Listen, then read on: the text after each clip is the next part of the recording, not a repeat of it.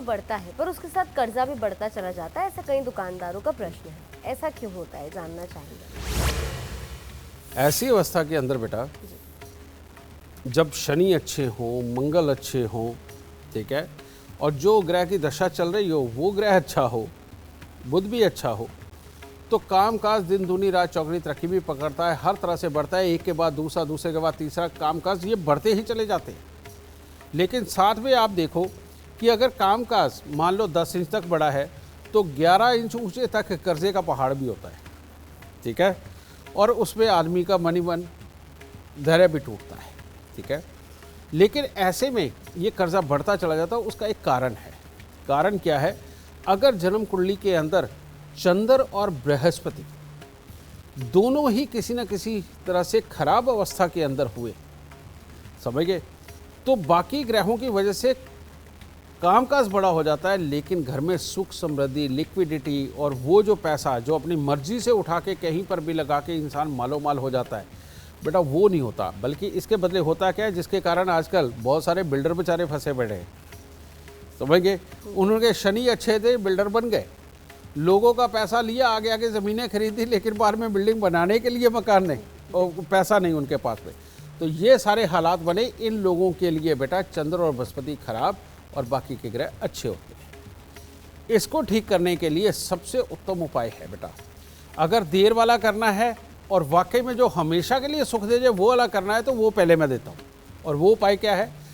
43 दिन लगातार 400 ग्राम चने की दाल जल प्रवाह करें और 43 दिन लगातार थोड़े से चावल और मिश्री वो मंदिर में दें। इसे बोलते हैं दूसरा और चौथा घर जगाना, ठीक है। फिर इसके बाद अगर जल्दबाजी है बहुत, इतनी देर नहीं कर सकते, तो एक नया उपाय लो। तांबे के लोटे के अंदर आधे चावल आधे चने की दाल भर के बेटा 43 दिन लगातार मंदिर में दे दो और उसके बाद हर सोमवार या बृहस्पतिवार को यही लोटा फिर देते रहो। देखो कम से कम कर्जे का बोझ तो नीचे जाएगा और घर पे कुछ पैसा भी नज़र आने लगेगा। तो बेटा थोड़ा मन में सिदक बढ़ेगा, क्योंकि कामकाज तो पहले ही बढ़ा है, इज्जत तो पहले ही बढ़ी है, लेकिन फिर धन भी बड़ा होगा, ठीक है। खुश रहना। गुरुदेव, अगर दुकानदारी अच्छी भी चल रही हो तो समय समय पर वो छोटे छोटे नुकसान क्यों होते हैं? उसका ग्रहों से क्या संबंध होता है? जब भी जन्म कुंडली के अंदर बेटा राहु और केतु, यही एक एक्सट्रीम पावर है। अगर जन्म कुंडली के अंदर काल सब दोष हो, यानी कि एक साइड के ऊपर ग्रह है और दूसरी साइड पे ग्रह नहीं है, तो इंसान का कामकाज जो भी हो वो चलता चला जाता है, लेकिन उसको खुल के लाभ नहीं आना, खुल के सारे सुख नहीं मिलने, इसके लिए छोटे छोटे नुकसान आए दिन बने रहते हैं, ठीक है। फिर उसके बाद दूसरा हो जाता है, अगर केतु खराब हो तो अपने खराब स्वभाव की वजह से नुकसान होते हैं, और अगर राहु खराब हो तो एक्सीडेंटली, यानी कि कभी कहीं से कुछ चोरी हो गया, कभी कुछ खराब हो गया, किसी के ऊपर कोई दूसरी चीज़ गिर गई, उसके कारण दोनों चीज़ें बेकार हो गई, कुछ ना कुछ लगा ही रहता है, ठीक है। और ना सही तो इलेक्ट्रिसिटी के कारण ही आग छोटी मोटी लगी, उसके कारण ज़्यादा नुकसान हो गया, कुछ ना कुछ इस तरह का घटित होता रहता है। ये होता है राहु, समझिए। अब मैं आपको तीनों चीज़ों के उपाय बताऊँगा। अगर काल सब दोष है जन्म कुंडली के अंदर, तो हर साल कांसे का एक कटोरा लेना है, उसके अंदर देसी घी का हलवा बना के पहले वो भरो, फिर देसी घी लेके उसको गर्म करके बिल्कुल पिघला लो, तर कर लो और उस हलवे के ऊपर वो डाल दो। और अब वो लिक्विड है तो उसके अंदर अपना मुंह देखो, लेकिन बीच में चांदी का एक नाग और एक नागिन ज़रूर डाल दो, और जिसका वज़न कम से कम 10 ग्राम तो होना ही चाहिए, ठीक है। ये नाग नागिन का जोड़ा डाल के फिर उसके अंदर मुंह देखो, और मुंह देख के राह चलते किसी भी गरीब को कटोरे सही दान दे दो। ये काल सब दोष का इससे बढ़िया उपाय कोई नहीं। एक ये।